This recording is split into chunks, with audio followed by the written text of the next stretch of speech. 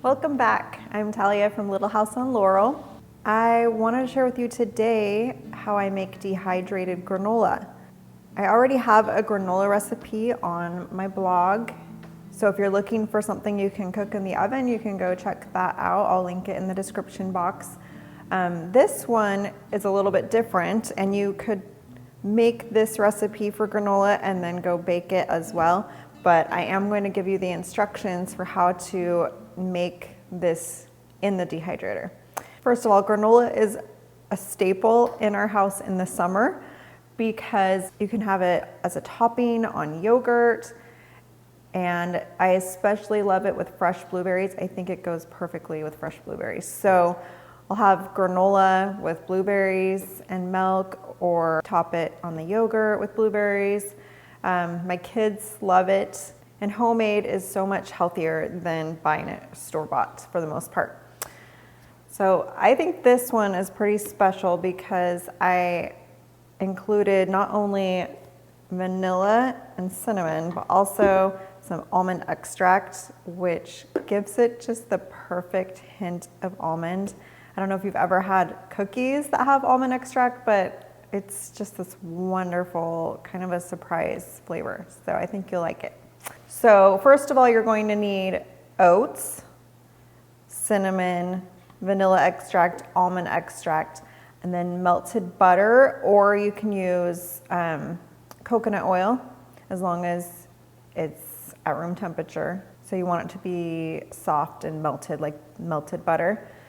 And then a sweetener. So I usually use honey, and you can also use pure maple syrup. All right, so first you're going to add together your liquids. So I've got the butter that I melted on the stove. This is 3/4 cup butter, which is 1.5 sticks. And then 3/4 cup of honey, or pure maple syrup if you want. And then a teaspoon of cinnamon. And then 1/2 teaspoon of vanilla extract. I like to use pure vanilla. And then you'll do 1/2 teaspoon of the almond extract. And you know, you could substitute anything for the almond. You could do like a coconut extract. And you're gonna mix all of that together.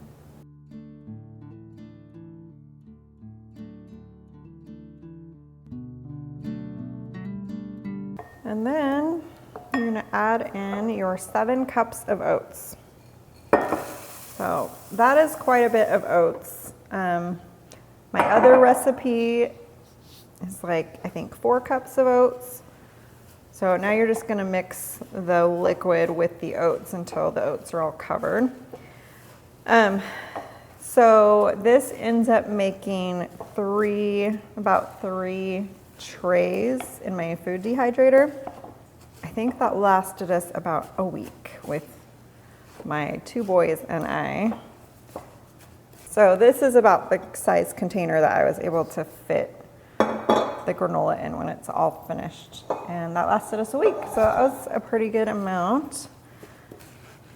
You could definitely cut the recipe in half if you're not gonna eat that much, but granola will last from 2 to 4 weeks if you dehydrate it enough to get out most of the moisture, as long as you're keeping it in an airtight container. You could also, if you don't think you're gonna eat it that fast, you could take half of it and, you could take half and freeze it until you're ready to eat it. Okay, so just about all coated. You just don't want any oats to be dry. So I just want to make sure you can see this. So this is all saturated by the honey butter, basically, the honey butter mixture. That's part of how you get your granola. The butter saturates the oats, gives it moisture, and then the honey, or pure maple syrup, helps it stick together. So now I'm gonna get out dehydrator racks, and I actually am going to use, I have 2 fruit leather trays I'm gonna use 2 of those. And then for the other one, since I'm just using a metal rack that came with the dehydrator, I will put parchment paper on there before I set down the oats so that we don't have a big mess. Got my 2 fruit leather trays, and then I've got my 1 rack. I'm gonna put parchment paper on the rack.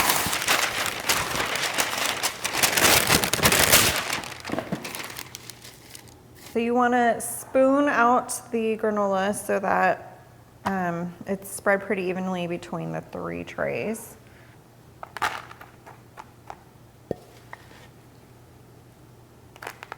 And you wanna make sure that you don't have a bunch of granola like stacked on top of each other. It should be in a single layer so that it can dehydrate.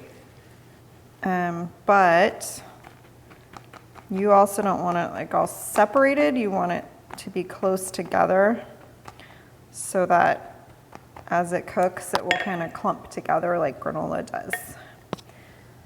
Okay, so the trays are ready to put into the dehydrator now. I'm going to set it to 145 degrees, and then I'll set the timer for 18 hours, which sounds like a long time. It's just cooks low and slow, which is good because you don't have to worry about it like you do when you cook in the oven, that it's going to quickly go from this to burning. So it's low and slow, 18 hours, and then if you check on it and it's still really moist, you definitely want to cook it a little longer, up to 24 hours. Okay, so these fruit leather trays just go straight on top of the regular racks, and you want to spread them out so that there's even airflow. So I'm putting 1 on the top, and then I'll put 1 towards the bottom, and then I'm going to put the regular rack right here where I took it from.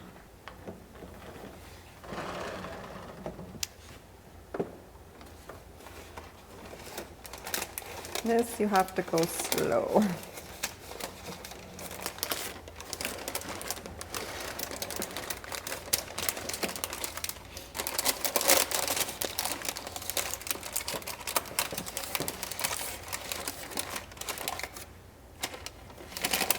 And with the paper, if it's a little long, you just kind of fold it over a little bit so it'll fit.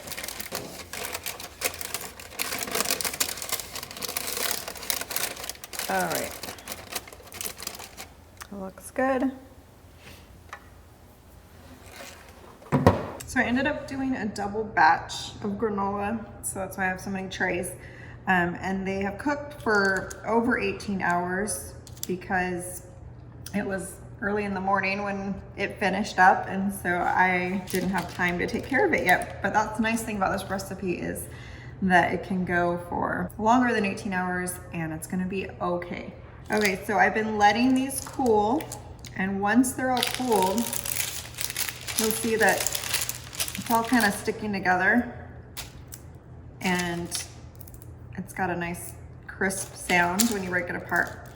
Now you can either break it apart as you go, or what I do is just grab what I can and put it into the jar, and then I'll take a wooden spoon and kind of crunch it up in the jar.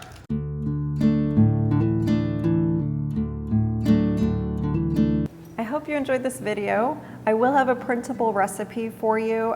I'll link to it in the description box. It's over on my blog, Little House on Laurel. And I would love if you would subscribe to my YouTube channel, where I share with you every week new videos on farm fresh recipes and simple living ideas to help inspire you on your journey to a healthy and happy home.